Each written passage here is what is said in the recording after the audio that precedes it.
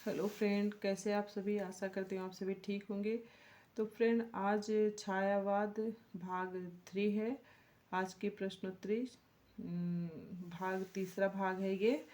और ये भी प्रश्नोत्तरी छायावाद से ही है। तो चलिए चलते हैं आज के पहले प्रश्न पर। पहला प्रश्न है, निम्न में से कौन सी विशेषता नहीं है। छायावादी शैली की प्रमुख विशेषता कौन सी नहीं है। तो विकल्प ए है गीति प्रधानता, बी है प्रतीकात्मकता, सी है इतिवृत्तात्मकता और डी है लाक्षणिकता और ई है तत्सम बहुलता। तो कौन सी नहीं है फ्रेंड। तो यहाँ पर इतिवृत्तात्मकता छायावाद की विशेषता नहीं है। ऑप्शन नंबर सी सही हो जाएगा। इसमें प्रमुख तथ्य हैं फ्रेंड, देख लेते हैं।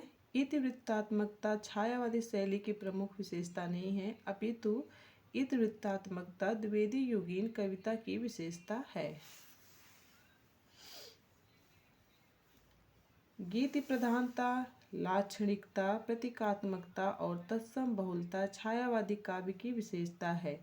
मुकुटधर पांडे को लिखित रूप में छायावाद शब्द का प्रथम प्रयोक्ता स्वीकार किया जाता है। तो देखिए फ्रेंड, एक ही प्रश्न में 4 से 5 प्रश्न समाहित हैं और मैं आपको दिखा भी देती हूँ कि यहाँ से प्रश्न कैसे बन सकते हैं। मैंने जो ये तथ्य यहाँ पर नोट्स में नोट किए हैं फ्रेंड। चलिए यहाँ से प्रश्नों को बनाते हैं कि छायावाद शब्द का प्रथम प्रयोक्ता किसे स्वीकार किया जाता है। तो मुकुटधर पांडे को। ये तो पहला प्रश्न हो गया। अब नीचे में आते हैं फ्रेंड कि गीति प्रधानता, लाक्षणिकता, प्रतीकात्मा और तत्सम बहुलता छायावादी काव्य की विशेषता है। ये तो हमारा जो है मेन प्रश्न ही था। और देख लेते हैं इतिवृत्तात्मकता, ये द्विवेदी युगीन कविता की विशेषता है। तो देखिए फ्रेंड, 4 प्रश्न सीधे सीधे यहाँ से बन गए जो कि परीक्षा की दृष्टि से बेहद ही महत्वपूर्ण हैं। ये सभी प्रश्न आए हुए हैं जो मैंने यहाँ नोट्स में अपने नोट्स में तथ्य के रूप में जो प्रश्न रखे हैं, ये सभी प्रश्न परीक्षा में आए हुए हैं। और जो आपको प्रश्न मेन प्रश्न मिल रहा है, ये प्रश्न जो है आने की संभावना में है कि ये प्रश्न परीक्षा में पूछे जा सकते हैं। चलिए नेक्स्ट प्रश्न है, किस विकल्प में रचना और उसका प्रकाशन वर्ष सही नहीं है। विकल्प ए है जूही की कली निराला, विकल्प बी युगांत पंत, विकल्प सी कामायनी प्रसाद, विकल्प डी है यामा महादेवी वर्मा। तो फ्रेंड, यहाँ पर सही उत्तर विकल्प सी है कामायनी, जो कि प्रसाद की रचना है और यह 1938। यही जो है सही नहीं है, बाकी सब सही हैं। चलिए नेक्स्ट प्रश्न पे आते हैं। छायावाद के संदर्भ में निम्नलिखित में से कौन सा कथन असत्य है। कौन सा कथन असत्य है।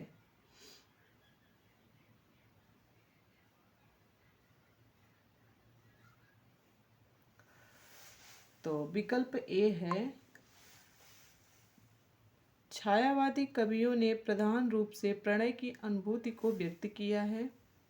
विकल्प बी है छायावादी भावबोध, स्वानुभूति और सौंदर्य प्रधान कल्पना द्वारा निर्मित हुआ है। विकल्प 3 है छायावादी कवि निराला की अनुभूति शैव दर्शन में परिणत होती चली जाती है। और विकल्प 4 है छायावादी कविता द्विवेदी युगीन नीरस उपदेशात्मक और स्थूल आदर्शवादी काव्यधारा के विरुद्ध विद्रोह के रूप में प्रभावित हुई। तो सही उत्तर है फ्रेंड विकल्प ए। विकल्प पहला, छायावादी कवियों ने प्रधान रूप से प्रणय की अनुभूतियों को व्यक्त किया है। इसमें भी महत्वपूर्ण तथ्य हैं, देखते हैं। छायावाद के संदर्भ में छायावादी कवियों ने प्रधान रूप से प्रणय की अनुभूतियों को व्यक्त किया है। यह कथन असत्य है। छायावादी भावबोध स्वानुभूति और सौंदर्य प्रधान कल्पना द्वारा निर्मित हुआ है। छायावादी कवि निराला की अनुभूति शैव दर्शन में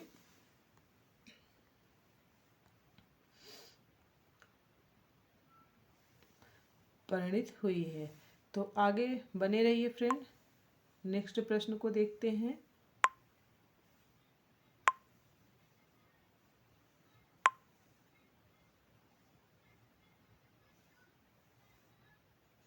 नेक्स्ट प्रश्न है फ्रेंड, अणिमा किसकी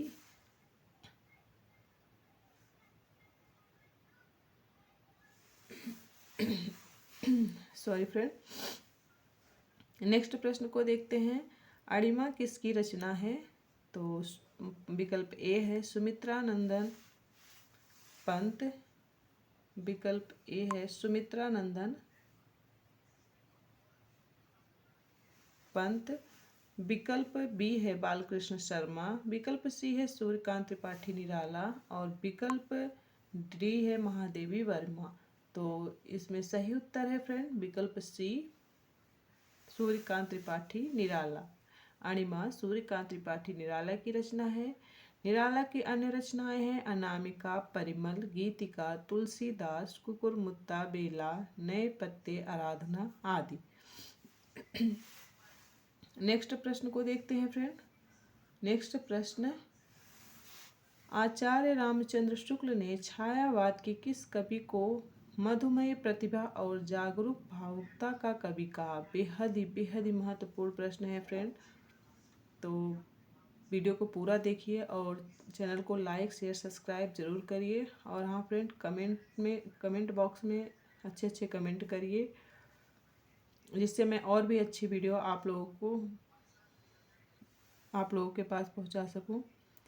तो चलिए, प्रश्न है हमारा, आचार्य रामचंद्र शुक्ल ने छायावाद के किस कवि को मधुमयी प्रतिभा और जागरूक भावुकता का कवि कहा है? तो विकल्प ए है पंत को, विकल्प सी है प्रसाद, विकल्प बी है निराला, विकल्प डी है महादेवी वर्मा। इस प्रिंट में विकल्प आगे पीछे हो गया फ्रेंड, लेकिन है एकदम सही। तो चलिए देखते हैं इसका सही उत्तर क्या है। तो सही उत्तर है विकल्प सी। आचार्य शुक्ल ने छायावाद के प्रमुख कवि जयशंकर प्रसाद को मधुमयी प्रतिभा और जागरूक भावुकता का कवि कहा है। नेक्स्ट प्रश्न है, चाह नहीं मैं सुरबाला के गहनों में गुथा जाऊं नामक पुष्प की अभिलाषा कविता किस कवि की रचना है? तो विकल्प ए है बालकृष्ण शर्मा नवीन, विकल्प बी है माखनलाल चतुर्वेदी, विकल्प सी है सियाराम शरण गुप्त और विकल्प डी है सुभद्रा कुमारी चौहान। तो सही उत्तर है फ्रेंड विकल्प बी माखनलाल चतुर्वेदी। पुष्प की अभिलाषा कविता के रचयिता माखनलाल चतुर्वेदी हैं। इसी कविता की प्रमुख पंक्ति है, चाह नहीं मैं सुरबाला के गहनों में गुथा जाऊं। सुभद्रा कुमारी चौहान एकमात्र वीर रस की कवित्री हैं। झांसी की रानी शीर्षक से प्रसिद्ध कविता इन्हीं की है। नेक्स्ट प्रश्न है, कौन सा काव्य संग्रह सुमित्रा नंदन पंत का नहीं है? विकल्प ए पल्लव, विकल्प बी आधी, विकल्प सी गुंजन, विकल्प डी अनामिका। तो सही विकल्प है फ्रेंड विकल्प डी अनामिका। अनामिका काव्य संग्रह सुमित्रा नंदन पंत का नहीं है, बल्कि निराला की रचना है। जबकि पल्लव, आंधी, गुंजन के रचनाकार पंत हैं।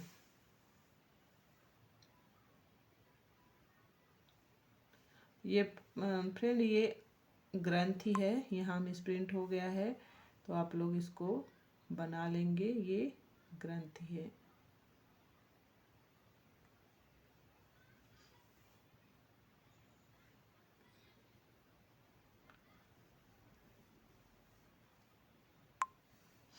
नेक्स्ट प्रश्न है, इनमें से कौन छायावाद का कवि नहीं है? विकल्प ए जयशंकर प्रसाद, विकल्प बी सुमित्रा नंदन पंत, विकल्प सी सूर्यकांत त्रिपाठी निराला और विकल्प डी मैथिली शरण गुप्त। तो सही उत्तर है फ्रेंड विकल्प डी मैथिली शरण गुप्त। मैथिली शरण गुप्त द्विवेदी युग के कवि हैं, जबकि प्रसाद पंत और निराला छायावाद के प्रमुख कवि हैं।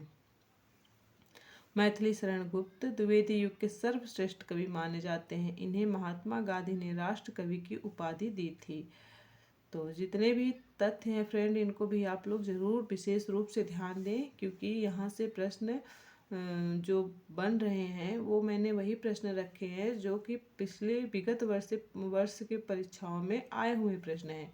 तो आप लोग इनको बिल्कुल भी इग्नोर मत करिए, इन प्रश्नों को विशेष रूप से ध्यान दें। चलिए नेक्स्ट प्रश्न है, कौन सी रचना महादेवी वर्मा की नहीं है? तो विकल्प ए है निहार, विकल्प बी है युगांत, विकल्प सी है रश्मि, विकल्प डी है सांध्य गीत। तो इसका सही उत्तर है फ्रेंड विकल्प बी युगांत। युगांत रचना महादेवी वर्मा की नहीं बल्कि सुमित्रा नंदन पंत की है। शेष रचनाएं निहार, रश्मि तथा सांध्य गीत महादेवी वर्मा की रचना है। यामा के लिए महादेवी वर्मा को सन 1982 ईस्वी का ज्ञानपीठ सम्मान प्रदान किया गया। तो देखिए हर तथ्य से हमको कुछ न कुछ नए प्रश्न मिल ही जा रहे हैं, इसीलिए फ्रेंड इसको पूरा ध्यान से देखना है। तो आज के लिए बस इतना ही फ्रेंड, मिलते हैं नेक्स्ट वीडियो में, तब तक के लिए धन्यवाद।